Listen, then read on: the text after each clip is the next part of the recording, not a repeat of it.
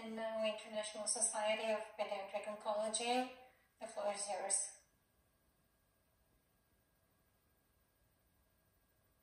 Thank you so much.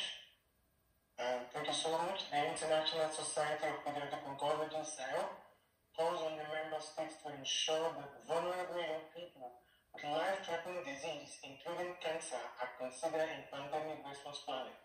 Successful and cost-effective childhood cancer treatment exists, and progress is taken to a next level by the WHO Global Initiative for Childhood Cancer.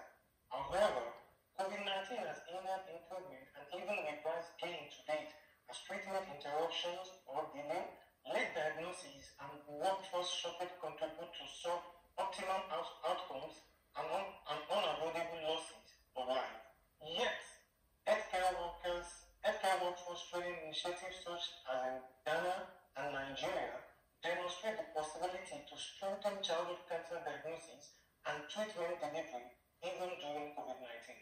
SIOP emphasized the need for the protection of healthcare workers, particularly nurses, to counter the emotional and physical toll of short staffing, as well as minimal access to vaccines and limited personal protection equipment in some settings.